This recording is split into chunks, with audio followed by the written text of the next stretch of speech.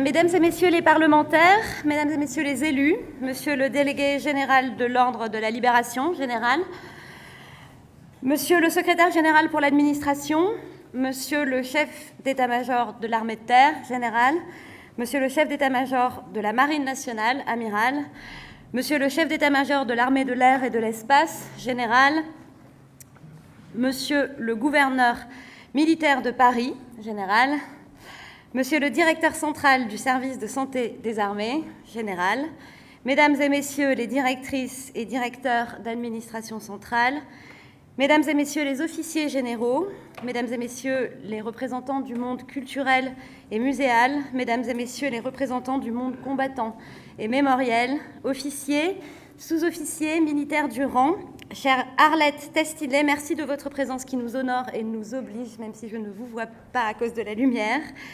Mesdames et messieurs, en vos rangs, grades et qualités, ma chère Louise.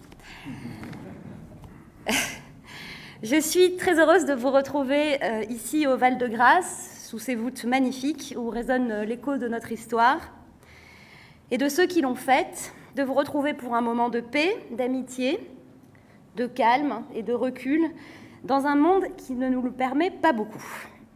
Dans cette abbaye, devenue hôpital il y a 230 ans, qui abrite désormais le musée du service de santé des armées, ainsi que l'Académie de santé des armées, une structure d'excellence qui fédère depuis 2024 la veille, la formation, la recherche et l'innovation de santé. Le choix de ce lieu s'explique par l'intrication des traditions de notre histoire et de l'engagement actuel de la réflexion sur l'avenir. Je remercie donc chaleureusement le service de santé des armées pour son accueil aujourd'hui. C'est l'occasion pour moi de mettre en lumière une composante essentielle de nos armées, car on ne le dit jamais assez. Le service de santé des armées est un atout stratégique majeur pour nous. Son implication exemplaire et constante le montre face au pire. Encore récemment, dans la tragédie de Crans-Montana qui nous l'a à tous rappelé. Et pour le meilleur, vous avez su encore innover pour protéger, puisque la France dispose désormais d'un antidote contre la ricine, une première mondiale au croisement de la biosécurité, de la souveraineté, de la recherche privée et de l'action publique. Je veux saluer toutes celles et ceux qui, au service de santé des armées, à la DGA et dans tout notre écosystème, ont rendu cela possible. Ce lieu est symbolique aussi parce qu'on y trouve, vous l'avez vu dans le musée qui l'abrite, tout ce qui fait au fond le sens de la mission portée par notre ministère depuis la Première Guerre mondiale. L'émoulage des gueules cassées, la chirurgie reconstructrice, mais aussi déjà les blessures invisibles du choc des obus et l'œuvre difficile de réparation. Si vous vous promenez, vous pourrez voir aussi un wagon hôpital et ses brancards. Et par une concordance des temps de l'histoire tragique, ce sont les mêmes types de wagons qui, aujourd'hui en Ukraine, évacuent les blessés du front. Je reviens d'un déplacement en Ukraine où j'ai signé un mémorandum d'entente avec la ministre ukrainienne des anciens combattants pour justement accompagner les blessés, partager nos expériences, mais aussi la mise en œuvre d'une politique mémorielle dans un État démocratique. Je compte sur vous pour nous y aider et je sais combien le monde combattant s'est engagé dès le début de la guerre dans la solidarité avec le peuple ukrainien et je veux ici les en remercier. Ce déplacement m'a encore confortée, s'il le fallait, dans la certitude que les politiques de mémoire, de réparation et de reconnaissance menées par le ministère des Armées ne sont pas à côté de notre actualité diplomatique et de la vie du pays. Elles ne sont pas simplement un héritage du passé, elles sont tout simplement ce qui nous fait l'incarnation de nos valeurs de liberté, d'égalité et de fraternité, ces valeurs au nom desquelles nous nous battons. Et c'était donc pour moi une mission, un honneur et une responsabilité immense d'avoir cette responsabilité du monde combattant qui s'inscrit dans une tradition républicaine immense entamée par Maginot et Clémenceau, reconnaître et accompagner nos combattants d'hier et d'aujourd'hui. C'est d'ailleurs ce que j'avais voulu manifester dès mon premier déplacement en me rendant à l'hôpital Percy avec la ministre, puis sous l'Arc de Triomphe pour raviver la flamme du soldat inconnu, symbole du soldat de l'idéal qu'a magnifié Clémenceau. C'est par ces actes que Au fond, nous rendons le mieux hommage au monde combattant en nous engageant dans son actualité, en nous souvenant de son passé. C'est en se souvenant des sacrifices que nous savons pourquoi nous travaillons aujourd'hui. Je viens de la diplomatie. Je voudrais remercier personnellement, puisque c'est un moment de vœux, nos chefs militaires qui m'ont accueilli dans ce ministère et qui ont considéré que j'étais certes diplomate, mais néanmoins digne de servir au ministère des Armées, et qui ont su m'apprendre des valeurs que je n'oublierai jamais, celles de la loyauté, du rapport à la vérité, du rapport aux résultats, qui m'ont accompagnée dans les 100 jours de cette prise de fonction et qui, j'espère, continueront de m'accompagner au moment où, et je vous promets de me battre jusqu'au bout, il nous faut un budget pour les armées. Avec ce budget, nous pourrons donc poursuivre en 2026 notre mission, dont évidemment la première est notre nécessaire mobilisation auprès du monde combattant. J'ai maintenant, pas complètement, mais presque, rencontré les principales associations du monde combattant, que je remercie beaucoup pour la qualité de nos échanges. Vous vous montrez infiniment volontaires. Vous avez envie et vous avez raison d'être mieux associés à la vie de nos forces, au travail vis-à-vis de notre jeunesse et bien évidemment à la mise en place du service national. J'ai entendu à votre écoute l'attention que nous devions apporter à la 4e génération du feu et je vois tout le réservoir de bonne volonté qui existe partout dans notre pays pour au fond réussir cet accompagnement, cette projection vers l'avenir sans rien oublier de notre passé, au contraire, du monde combattant et de ceux qui les accompagnent tous les jours à Paris et sur le terrain. Nous avons beaucoup travaillé, d'ores et déjà, dans le cadre du G12, nouvel acronyme pour moi après les G7 et les G20, groupe qui n'est pas exclusif des autres associations du monde combattant, mais qui permet d'avoir un engagement opérationnel et un suivi de ce qu'on se dit, pour qu'on ne recommence pas à chaque fois les mêmes réunions, surtout quand les ministres se succèdent. Donc nous avons commencé, et puis la ministre des Armées a participé, et je crois que c'était un signal très important à l'une de ces réunions, et nous en aurons une autre sur les thèmes que nous avons identifiés d'ici le mois de février. Ça, c'est pour la méthode. Je voulais juste vous dire que je m'y tiendrai. Le deuxième élément, c'est bien sûr l'évolution nécessaire de notre politique sur l'hommage, la reconnaissance et la réparation.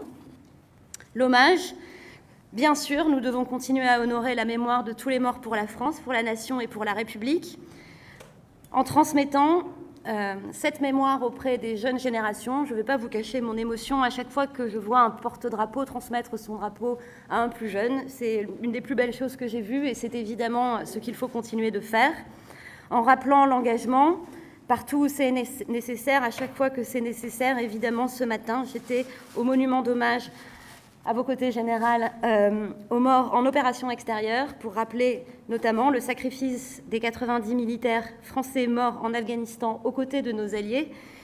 Et évidemment, on voit la triste actualité de la nécessité de ces hommages.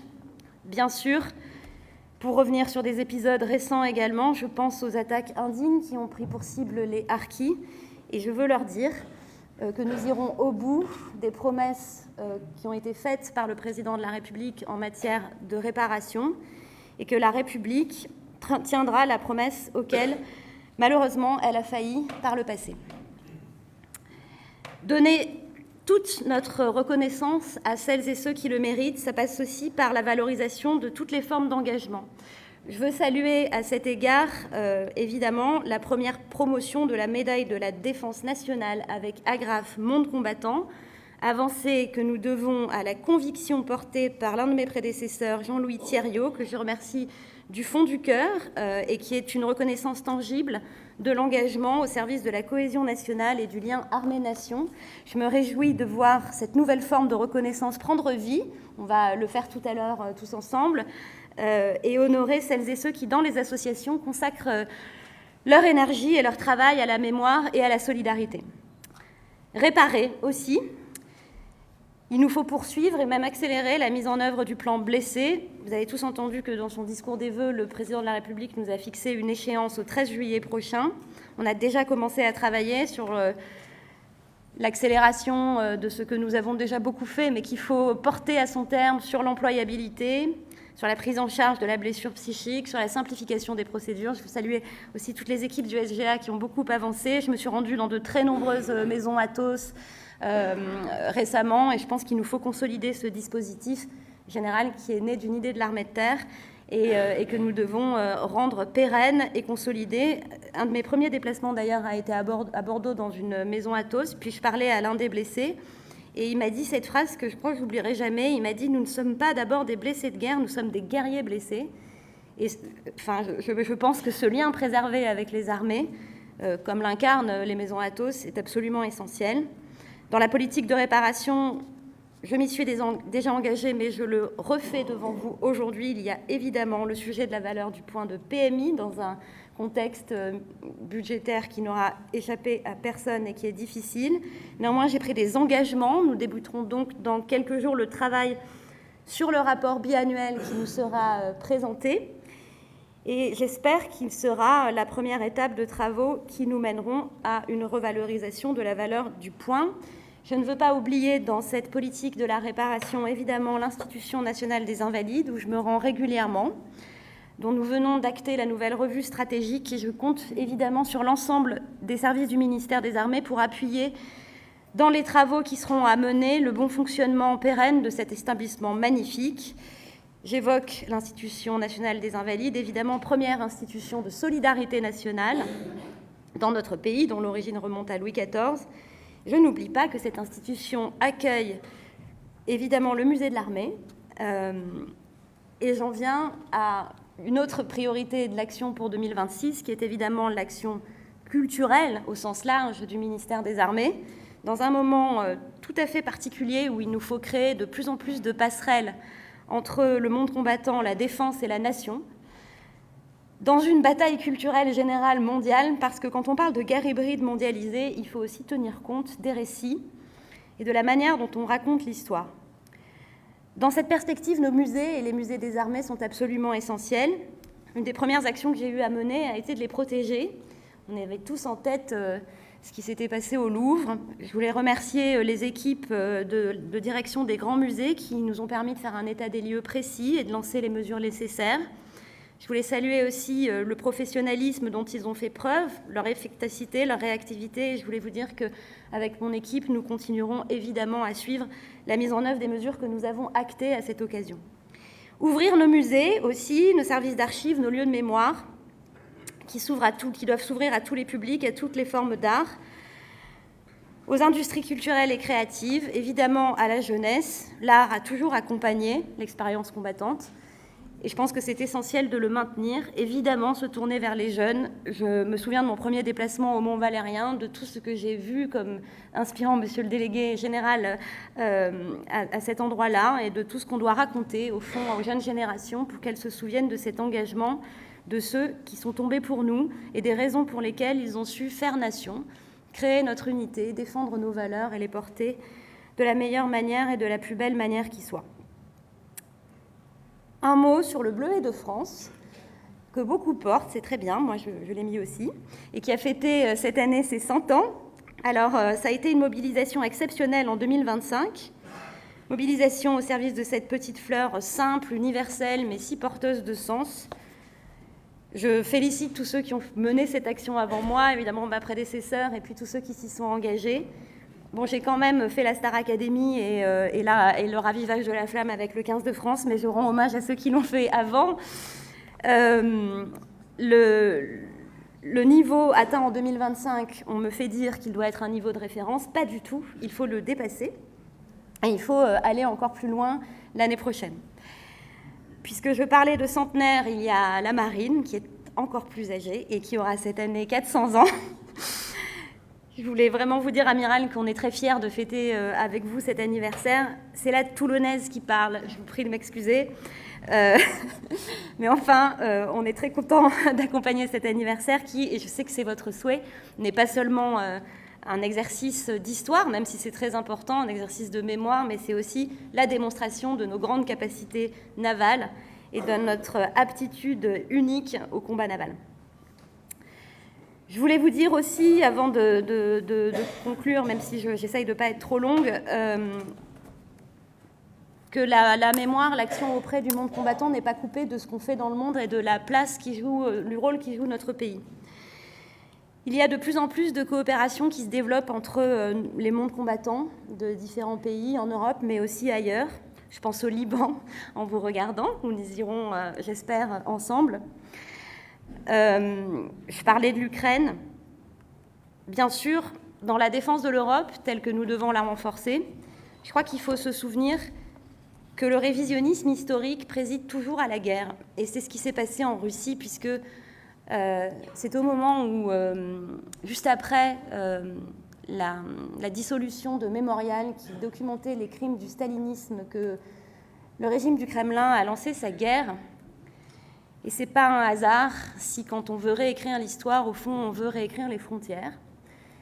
Donc il faut absolument tracer des ponts entre ce que vivent les pays qui, aujourd'hui, sur le continent européen, connaissent la guerre, et ce que nous avons vécu, et notre histoire commune, celle qui ressemble les Européens libres qui veulent défendre leur souveraineté et le droit international.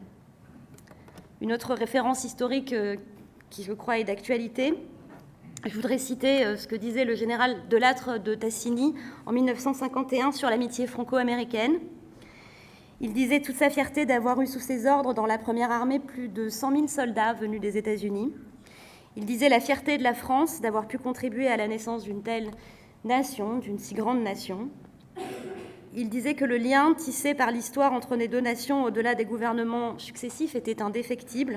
Lorsque je me suis rendue à Washington, je suis allée au cimetière d'Arlington, comme beaucoup d'entre vous, j'imagine, pour saluer la mémoire des combattants de la liberté américains. Alors que nous avons célébré, et je veux saluer aussi ceux qui sont ici présents, sous l'égide de Philippe Etienne, qui a été mon chef, le 80e anniversaire du débarquement, et d'ailleurs la médaille que nous allons remettre remercie largement la mission Libération, qui a fait un travail remarquable. J'ai une pensée évidemment aujourd'hui en particulier pour Charles Norman, cet infirmier amérindien débarqué sur les plages de Normandie qui avait choisi notre pays et dont les obsèques ont été célébrées le mois dernier dans la cathédrale de Bayeux. En cette année où nous allons célébrer, avec les 400 ans de la Marine, le 250e anniversaire de la déclaration d'indépendance des États-Unis, le 4 juillet 1776, je crois que ce que disait le général Delattre de Tassigny résonne plus fort que jamais. Il appelait au courage de rester libre en face des puissances trompeuses. Il rappelait ce que nous devons tous rappeler, la liberté de la vérité, qui doit toujours se conquérir et toujours être défendue. Il concluait son texte par un appel vibrant. La culture, disait-il, sonne aujourd'hui comme un appel aux armes, car elle donne aux hommes des raisons de vivre libres et par conséquent des raisons et le devoir de se battre contre la servitude. Voilà cette leçon sur l'amitié franco-américaine, la connaissance de l'histoire, de notre culture, la transmission de notre mémoire, le lien entre les générations, les liens entre l'armée et la nation, tout ce qui nous réunit aujourd'hui, tout ce qui symbolise le lieu où nous nous trouvons au Val-de-Grâce, doit nous donner les clés de lecture du monde contemporain. Et vous en êtes tous les acteurs, et oserais-je dire les ambassadeurs de ce patriotisme qui est un grand mot, un mot qui n'appartient ni à la gauche ni à la droite, un mot qui appartient à tous, un mot qui associe tout le monde, qui n'exclut rien et qui n'exclut personne. Un mot, comme le disait Simone Weil, la philosophe, en 1942, qui donne le sentiment de tendresse poignante pour une chose belle, précieuse, fragile et périssable.